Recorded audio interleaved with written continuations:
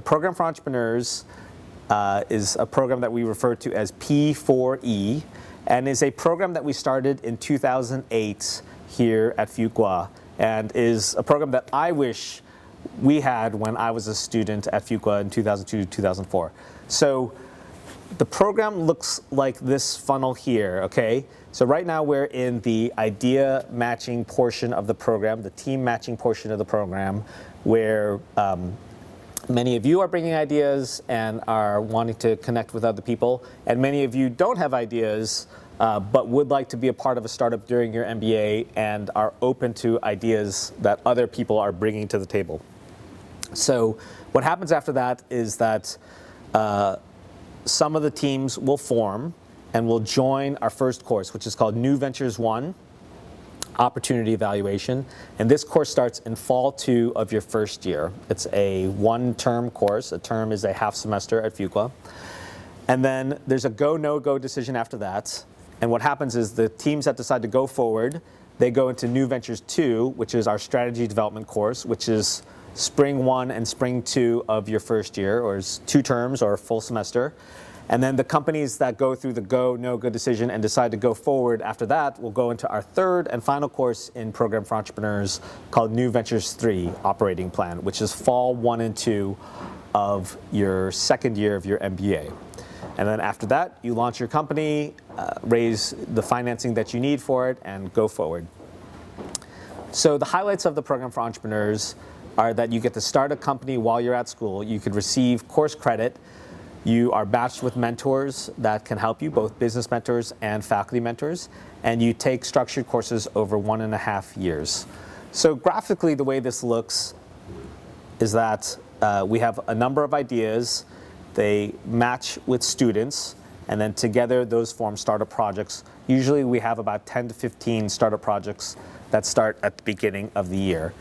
And pictorially, the way this looks is here you see some students pitching, and the mentors here in the front row are giving feedback to those students, and the other students in the audience can join the team, both students from within your MBA program, but outside of the MBA program, anywhere from Duke, and even outside of Duke. We've had students from outside of Duke receive course credit for this course.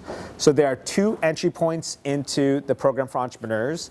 The first is in October, mid-October, which is that first course that I mentioned, New Ventures 1. This is, generally speaking, the entry point for all of you here. And in some cases, we make exceptions to teams that want to enter at the beginning of New Ventures 2, which is in January of your first year. And what you need to do to enter in New Ventures 2 is you need to have a larger team and have made some progress, which essentially covers the first course, New Ventures 1. And so we can talk more about this in person, but just wanted to give you the sense that there are 2 entry points, but most of you are going to enter in the first entry point in fall 2. Now we see what a typical Program for Entrepreneurs team might look like. So on the top, you see that there are 2 kinds of advisors, both faculty advisors and business advisors. And so this is to combine the kind of research-oriented faculty and their experience looking at hundreds or in some cases thousands of companies in the space that you're looking at, and to combine those with the practitioners, the entrepreneurs and the venture capitalists who have been in the trenches doing this kind of work. So those are the 2 kinds of advisors you can get. And then you see in the larger box below that there are a number of roles that can be played. So there needs to be at least 1 committed student, and I'll define that in a little bit. And then you can see that there are multiple supporting roles. So those are the roles that are good for those of you that you're not sure that you want to do a startup full-time when you graduate, but you're happy to have the experience while you're in the MBA. And then there's also the possibility of an inventor. So the inventor can be inside or outside of Duke University, doesn't matter, as long as they have clear rights to their technology. So the 2 types of roles for students that I mentioned, one is the committed student. And essentially, there needs to be 1 student like this on the team who says, listen, assuming that I can raise the funding for this company, I want to work on this company after I graduate. And the reason for this is that the Program for Entrepreneurs is not meant to be a purely academic exercise. That's neither fun for the faculty members or fun for the students when it's just, kind of everyone's just going through the motions. There has to be at least one person who says that they are committed to this idea, assuming that, everything lines up for the idea to work. And then the supporting roles that I mentioned earlier are really for everybody else that's a student interested in joining your team. They're interested in helping you. Maybe that's due to a personal relationship with you, or maybe it's because they're just interested in the startup idea or the subject matter or wanting to gain experience. And they can play general roles or specific roles. If they want to play a specific role, maybe they focus on the financials, maybe they focus on the customer research, maybe they focus on, other aspects of your business that you want to delegate to them. So next, here's a listing of a number of our advisors. All this is to say that we have many advisors who are connected to the Program for Entrepreneurs. And one of the big things we do in the Program for Entrepreneurs is that we are trying to connect you to the right people, whether they're on this list or not, who can help you advance your business at the time when you need their help. So let's go through a specific example just to crystallize what the Program for Entrepreneurs looks like. So here you see an actual company that went through the Program for Entrepreneurs in 2008 called antigenetics. Antigenetics was making a genetically modified silkworm that instead of producing regular silk could produce spider silk. Now, why would you want to produce spider silk? Well, it turns out that spider silk is kind of a holy grail of fabrics that's extremely tough but also lightweight. And what's an example of a use in the marketplace for a material like that? For example, you could use spider silk to replace Kevlar in bulletproof vests. And you can imagine that a spider silk vest that could still stop bullets, but would be much lighter, could be an attractive thing for a person wearing a bulletproof vest. And you can imagine that an extremely strong material like spider silk could have other needs in the marketplace. So very strong parachutes, very strong clothing, things like that, where you could use a really interesting material like this. So here's a photo of the actual beginning of the Program for Entrepreneurs from that year in the summer of 2008. Now, it was a little bit different model. We kind of handpicked a few students to join. So that's why there's so few students in this picture. And Jonathan and Mark are the two students that ended up joining the antigenetics team. This is an actual photo of the antigenetics call with the inventor, who was not affiliated with Duke and not based locally. And Jonathan and Mark were on this initial call with them. And so after the P4E kickoff that summer, and again, this was a smaller version of the program, there were 7 teams that entered our first course, New Ventures 1. Just to give you a sense of some of the other startups that have entered the Program for Entrepreneurs over the years, Medici Medical Technologies was a startup started by a Fuqua student named Joe Knight, who had invented this medical device at the Stanford Biodesign Fellowship to treat urinary incontinence. Another idea by Nick Sain and Simon Lee was 25th Hour Media.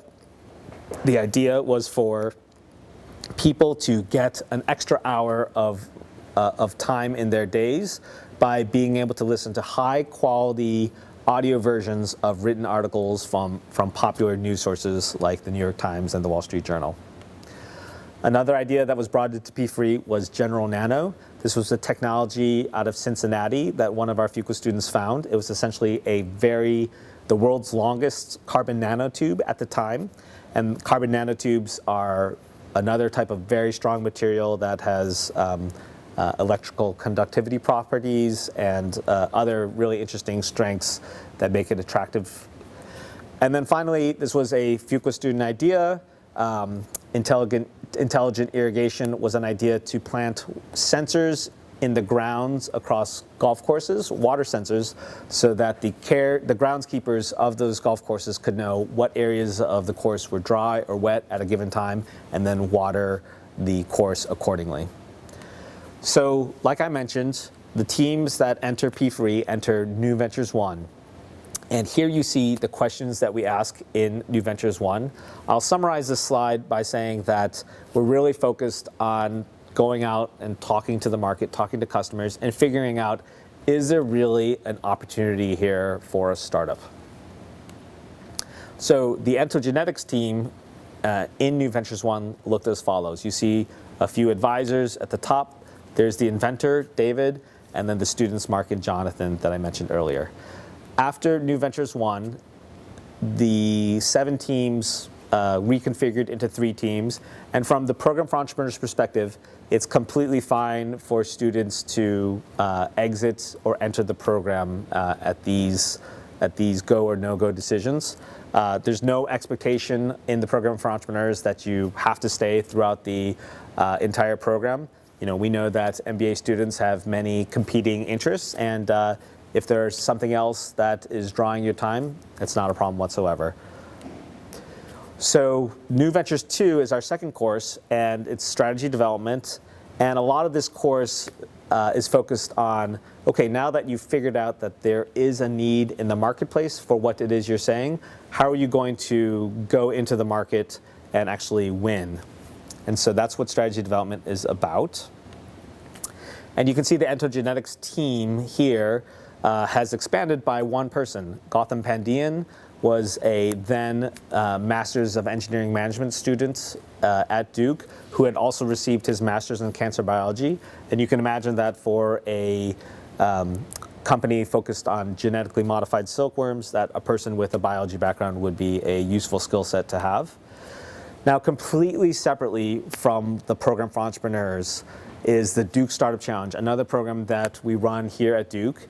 And so Entogenetics entered that competition, which currently has about $100,000 in prizes, and they ended up winning first place in that program in April and took home a $25,000 prize. So here you see Gautam, Jonathan, Mark, and David pictured here with Sean Knowles on the left, who is the president of the Duke Startup Challenge.